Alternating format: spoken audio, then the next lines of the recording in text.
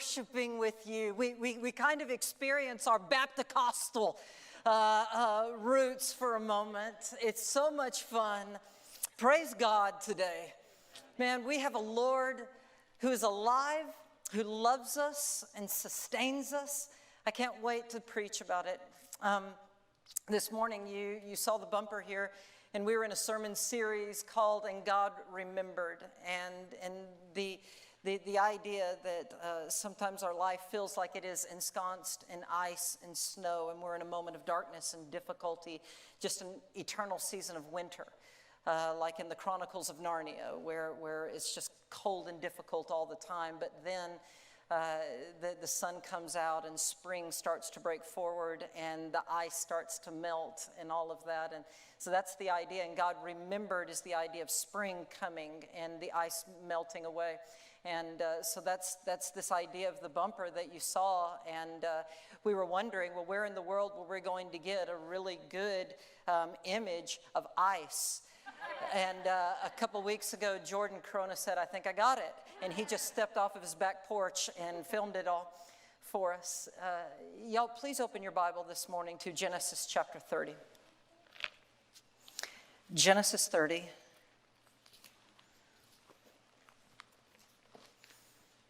We're going to look at verse 21 through verse 24, but we're going to kind of skip along as we do, and you're welcome to stand as we read the word of the Lord this morning. You're welcome to if you like. Genesis 30. Most of you know the story well. It's the story of Rachel and her husband Jacob. And as we look at it, the exciting verse we move to is verse 22, where it says, "And God remembered Rachel." And we're going to look at Rachel's story this morning and examine it, and why would God need to remember her, and what was she dealing with in her life. And so verse 1, it says, and remember that there are two sisters here, Rachel and Leah. Both of them are married to the same man. The original sister wives situation here. Genesis 30, it says, "Now when Rachel saw that she was not bearing Jacob any children, she became jealous of her sister Leah. And so she said to Jacob, 'Give me children or I'll die.'" I don't know what I would do with that. Verse 2, Jacob became angry with her, and he said, "Am I in the place of God, who has kept you from having children?" So he turns it around and makes it seem as if it's whose fault? Hers, right? God's the one doing this to you, Rachel. And then in verse 3, then she says, because of her, she's desperate, and she's trying to push her way and figure it out. She says, here's the plan. "Here is Bilhah, my slave, my maidservant. Sleep with her, Jacob, so that she can bear children for me, and that through her I too can build my family." And so she gave him to her servant Bilhah as a wife. Jacob slept with her. I'm glad y'all are a mature audience this morning. Slept with her, and she became pregnant and bore him a son. And then Rachel said, "God has vindicated me. He has listened to my plea and given me a son." Because of this, she named him Dan. Verse 7, Rachel's servant Bilhah conceived a second time, and she bore Jacob a second son. And then Rachel said, "I have had a great struggle with my sister Leah, and I have won the battle." And so she named the second son Naphtali. Now I want you to skip down and now look at verse 14. So in the meantime, Leah has another baby. And so Rachel's desperate again. She doesn't know what to do. And this is her second plan. The first plan was giving Bilhah, her slave, to Jacob. And now this is her second plan. During the wheat harvest, Reuben, and this was a son of Leah, went out into the fields, and he found some mandrake plants, which he brought to his mother Leah. Rachel said to Leah, "Please give me some of your son's mandrakes." But she said to her, "Wasn't it enough that you took away my husband? Will you also take my son's mandrakes too?" "Very well," Rachel said. He can sleep with you tonight." She's talking about Jacob. Jacob can sleep with you tonight in return for your son's mandrakes. What's the deal with this plant? Mandrakes. Rachel's not starving. She has plenty of food. She's willing to give up a lot, isn't she? Well, we're going to figure out the deal with mandrakes in just a minute. Verse 16, so when Jacob came in from the fields that evening, Leah went out to him and said, you must sleep with me, she said. I've hired you with my son's mandrakes. And so he slept with her that night. And then guess what happens? Leah gets pregnant again, has another son. And so Rachel is like, oh my goodness, it's never working out for me. Finally, look at verse 22. Then God remembered Rachel. He listened to her and he opened her womb. She became pregnant and gave birth to a son and said, God has taken away my disgrace. And she named him Joseph and said, may the Lord even add another son to me. All right, let's figure this out. What do you say? Will you bow with me and let's pray? Lord in heaven, what a great and mighty God you are. You have given to us this story. And Father, it's hard for us to know exactly what to do with it, so we are in need of your Holy Spirit to be the interpreter. That your Spirit can help us to know how to look at it and how to apply it to our life.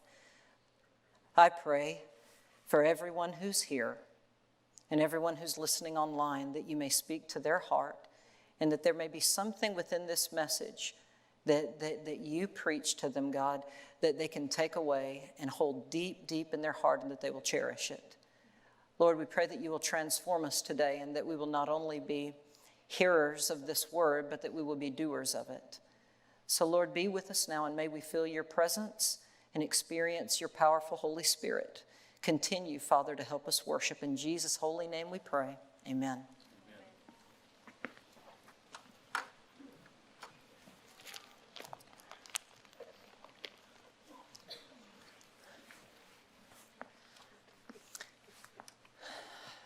A couple years ago, Megan's mother, Ann Bates, was down in their hometown of Poteet, and she ran into somebody who graduated with Megan in high school.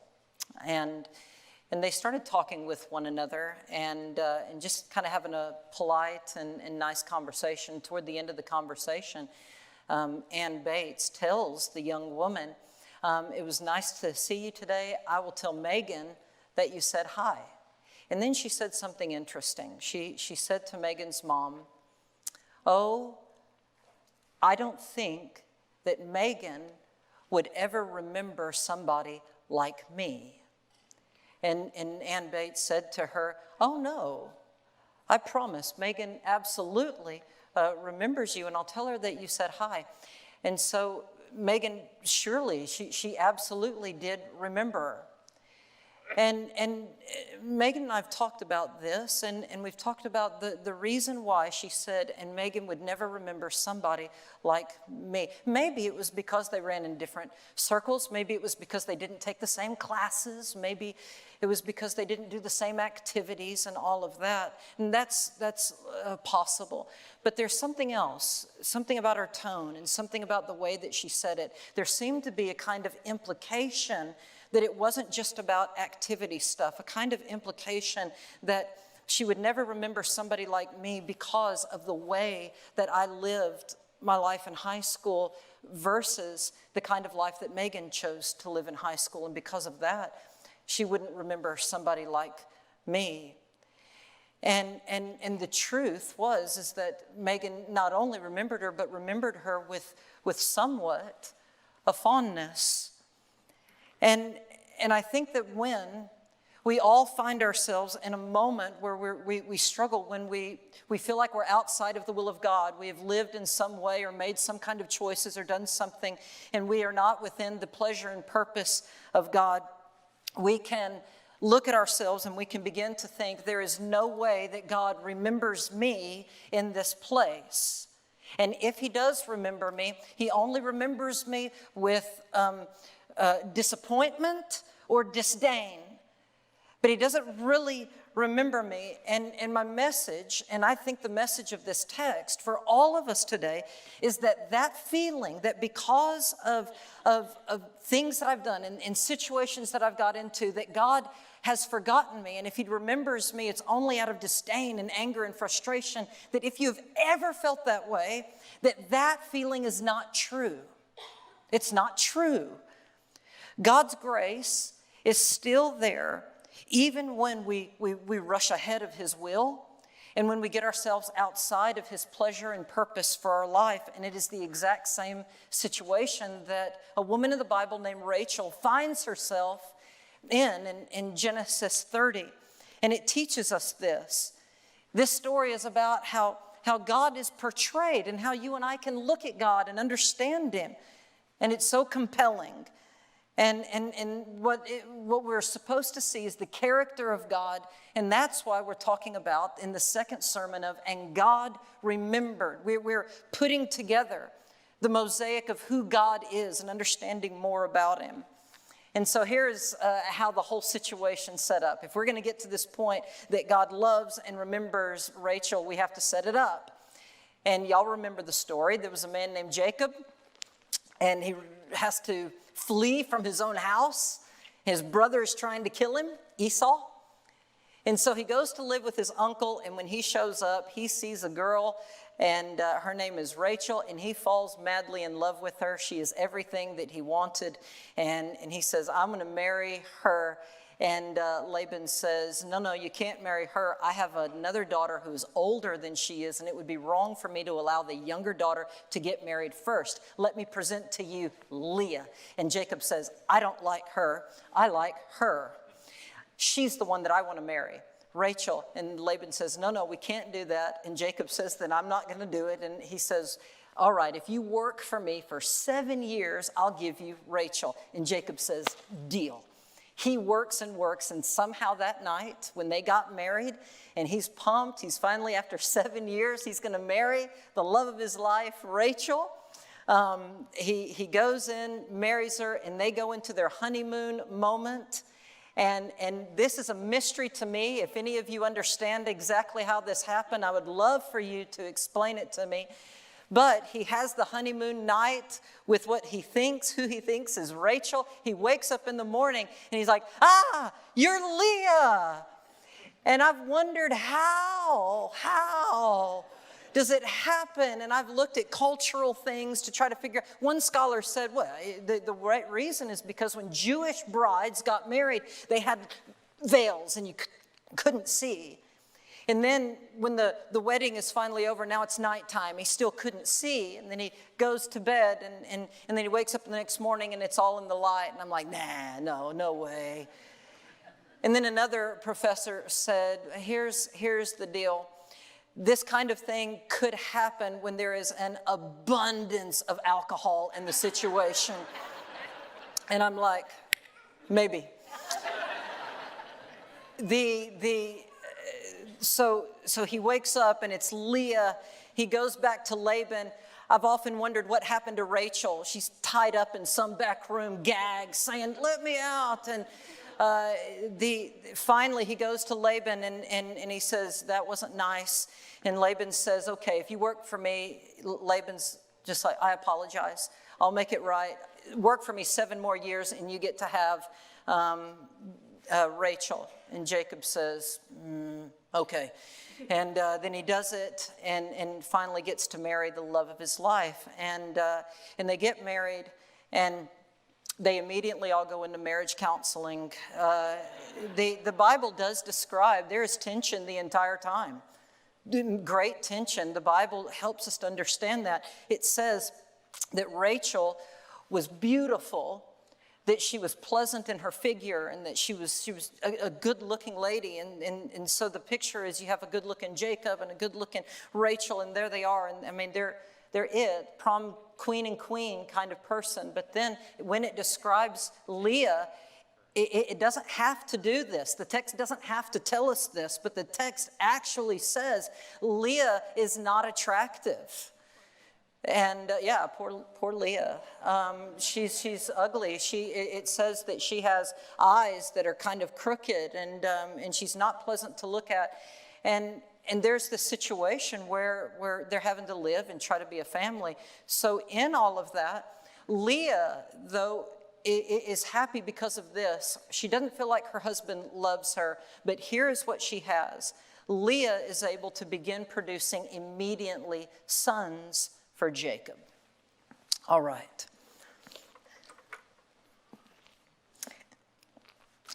God allows Leah to have sons. Otherwise, Leah would have been completely forgotten. The forgotten bride. Her husband didn't care about her. And I think that if her dad had not finagled everything, there's a chance that Leah never would have been married. Her dad saved her and figured it out. But Leah would have been forgotten, except she started having sons. She had 6 sons before Rachel even had 1 child. And it was good for Leah. When Leah had her first son, this is what she said: "It is because the Lord has seen my misery. Surely my husband will love me now." Yeah, my heart goes out to her. But don't feel too bad for her. She has another son and another son and another son. 6 sons she has. Now, having sons in this culture is a huge, huge deal, because a son is able to do many things. One, it gives identity to the mom. Women found themselves to have identity with being able to have children. It brought them prestige. It brought them a place in that society. It was very hard on women in that society, but children helped a great deal. But here's the cool thing about having a son in particular. Many of the men would die early in life. And if you had a son, then when your husband died, your son can take care of you. This is a situation about the future. And so Leah's future is well preserved. She has 6 sons. If Jacob were to die, her sons are going to take care of her. Rachel, however, her future is up in the air. If Jacob were to die, she has no sons to bring them into their house, to help her. Her future is at stake. And because of that, she does what many people do when their future is at risk. She starts to make bad decisions, and she starts to push her will and do things that are unethical, things that are not right, in order to fix her life's situation. And she gets way, way ahead of God, outside of God's will for her life. I wonder, what kind of crazy things would all of you do if you felt like your future was at risk? If tomorrow was not going to be good, what crazy thing might you do today? I remember the 1980s movie Back to the Future, when Marty McFly goes back in time and he somehow gets involved in messing up his parents' relationship, and there's a chance that they may not be together. And if they're not together, then he doesn't exist. His future is at stake. And when he realizes that his future is at stake and that he's trying to fight for survival here, he does all kinds of crazy schemes, hairball ideas to try to help his mom and dad come back together and to fall in love. When Rachel feels that her life may not work out the way that she needs it to, or that her future is in trouble, she too comes up with these crazy ideas of how her life can be preserved here. And she does 2 things. The first is this: to fix her situation, she forces her slave servant, a girl named Bilhah, to bear Jacob's child, as if that's what God has in store for Rachel. But she thinks, that's okay, I'm going to do this. And she does it 2 times. Bilhah has the baby. And then in verse 6, Rachel gloats about it. Rachel says, "God has vindicated me. He's listened to my plea, and he has given me a son." And I want to say, give me a break, Rachel.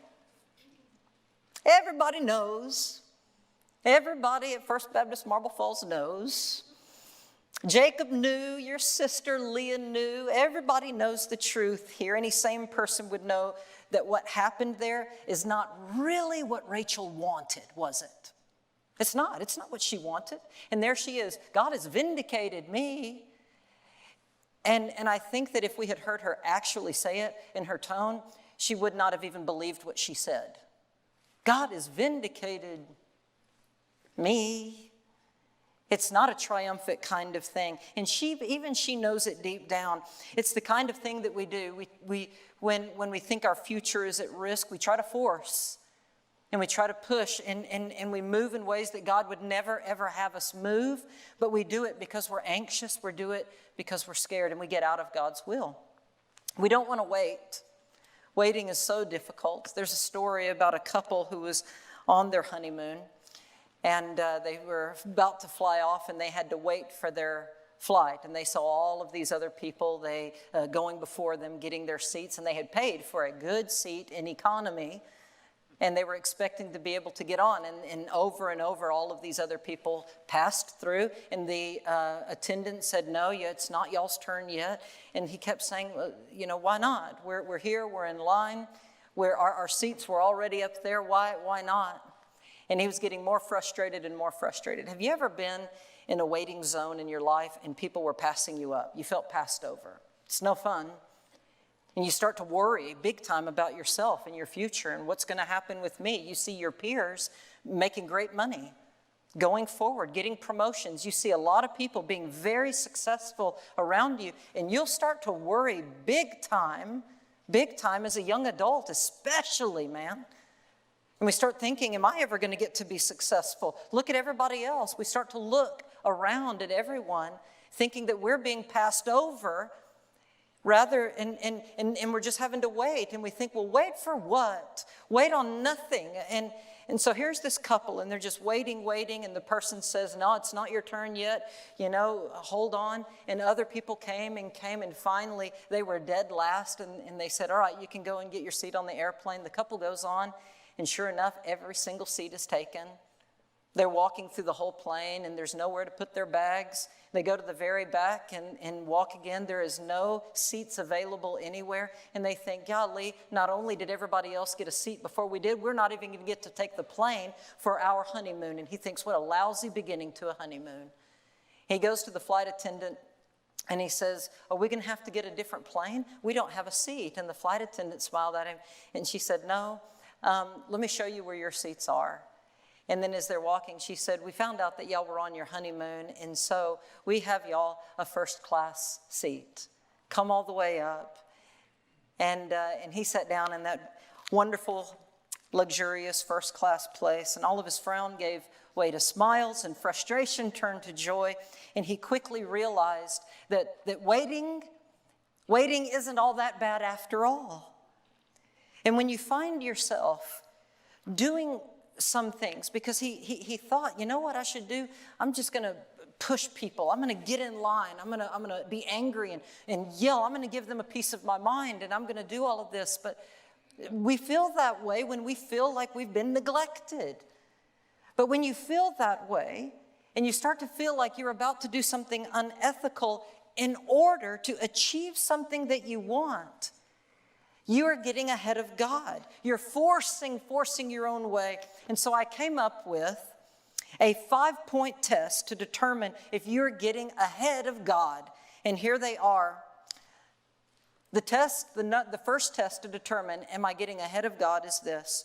If getting what you want means that you have to resort to doing something unethical or immoral, then you are not waiting on God, and you are moving outside of His will for your life.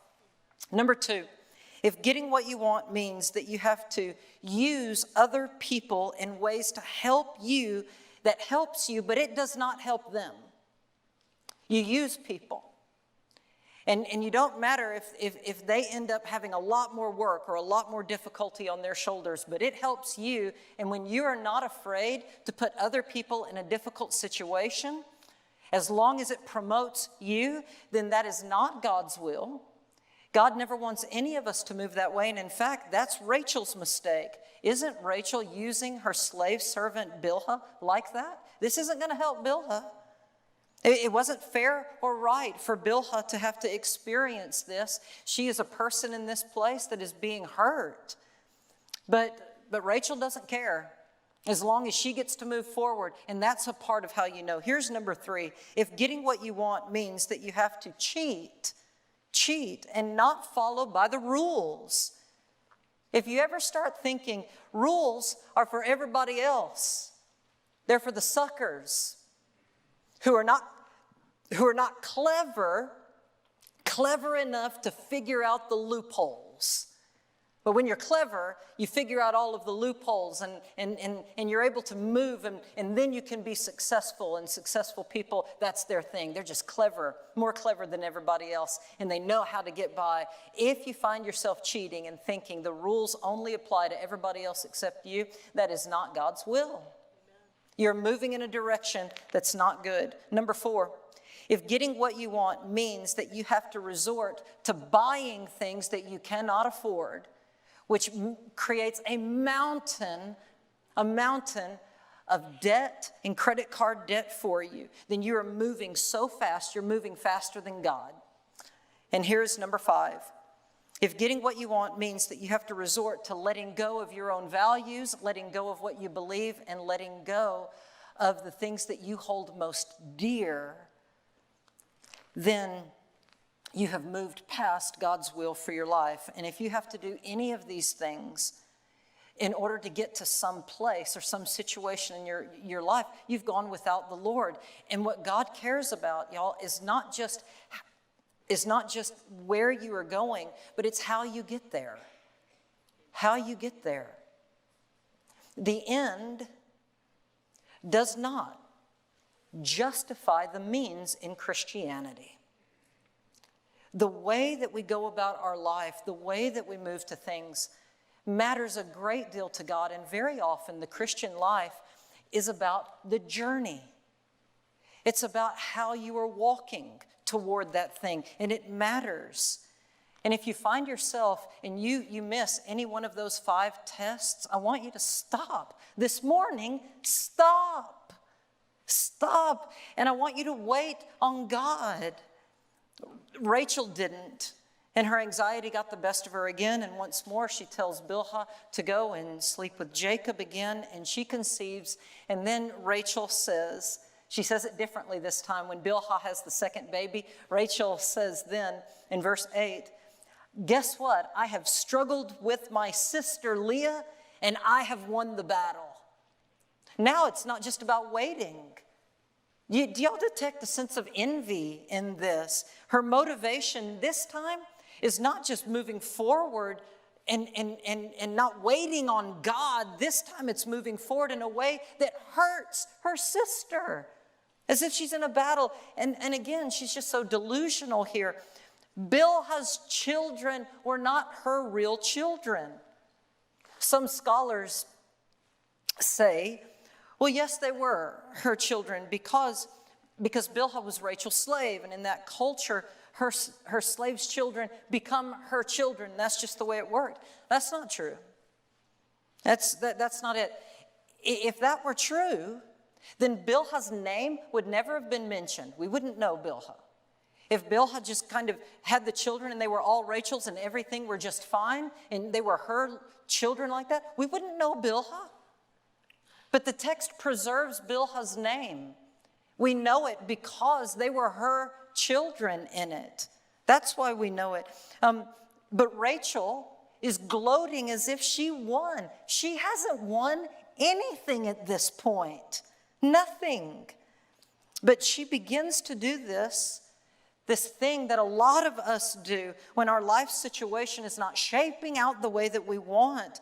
She starts doing this, chasing after somebody else's life in an envious kind of frenzy, thinking, I don't like my life, but I see this person and that person, I see other people, and I want their life. Envy is that wounded voice inside of you that cries out, why them, Lord, and not me?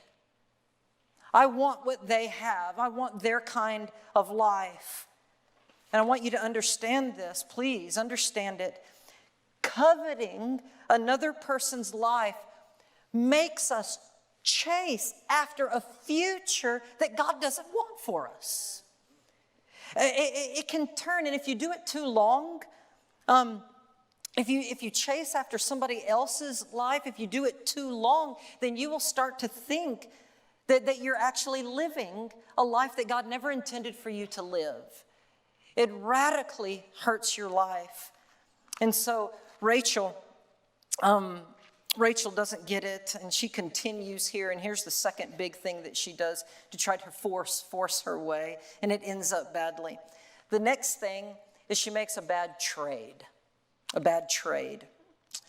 She trades a night with her husband for a plant called a mandrake.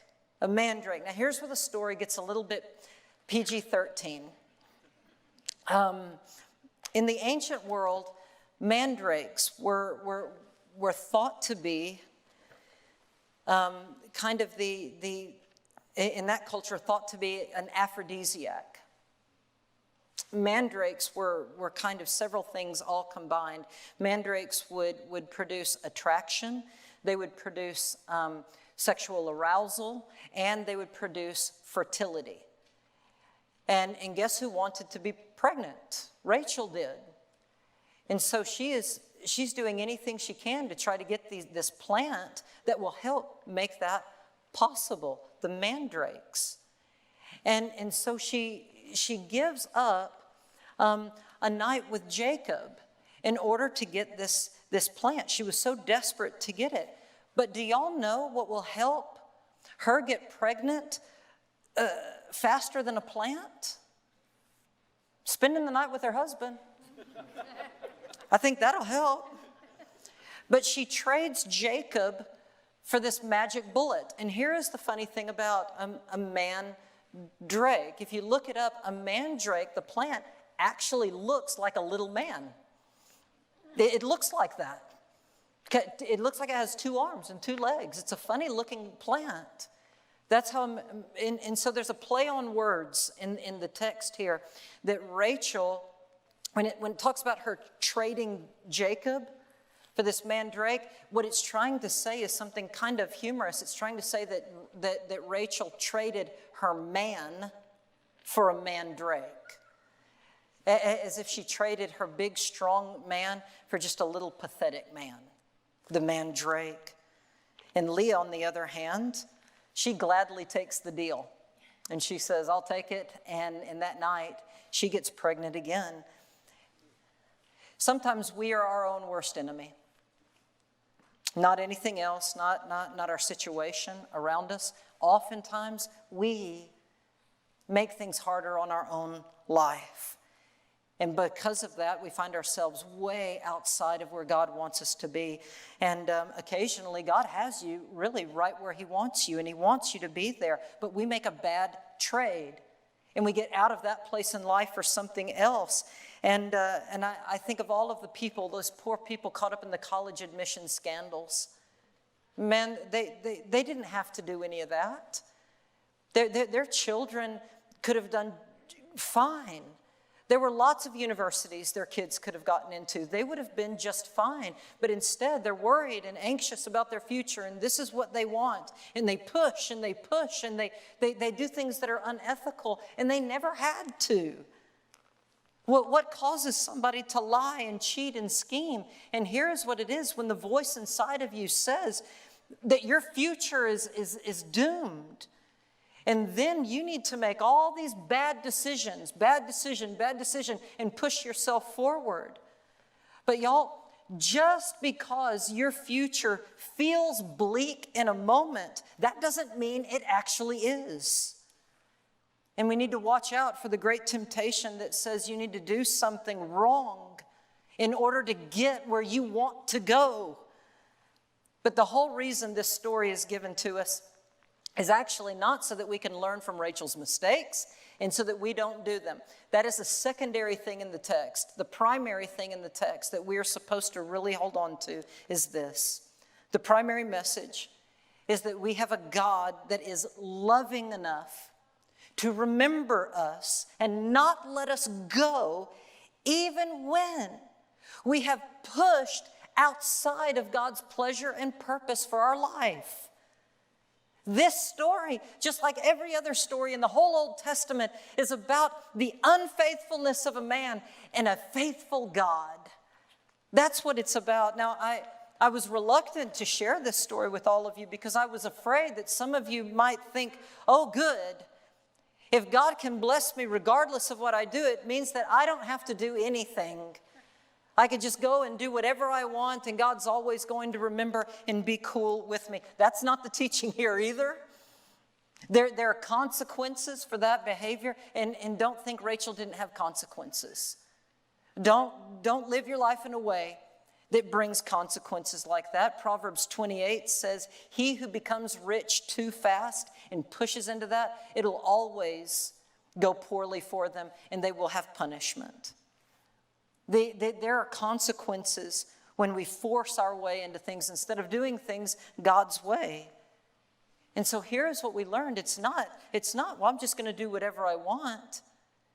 What we learn here is something about the Lord, so that when we learn how much he cares for us, then we start loving him more than we ever have before. When we read this and we read about a God who looked at Rachel, even though Rachel made bad decisions that was not in God's will for her to do, even though she tried to do everything to take all the control of her own life, she tried to force it. She darted after somebody else's destiny. She traded her man for mandrakes. Even though all of this happens, God remembered her. God remembers, and he allows her to conceive and have a child. God remembers, and I think that sometimes in our own life, we may come to a moment in church, a moment like this perhaps, during an invitation, we start to think about it, and we think, Lord, because I have done this, and because I've gotten out of your will here, because I've thought this thing or said this thing and done all of that, Lord, how would you ever remember a person like me? And in that dark kind of place, that's when God says, I absolutely remember you. You haven't taken yourself out of my love. I remember you. Will you bow your heads with me? This morning, if there is anyone here who feels like you might be outside of the will of God, and because you're outside of his will, that he doesn't remember you, or that if he does, he's just disappointed with you. He looks at you with disdain. He didn't look at Rachel like that. He had a plan for her life, and he still brought good things. And I want you to find the Lord this morning, and I want you to say this: Dear Heavenly Father, Lord, I have not been all that I should be. I have gotten outside of your will and chased after my own ideas. Lord, help me to stop and to not get ahead of you. Lord, will you please remember me? Would you pray that? Lord, will you please remember me?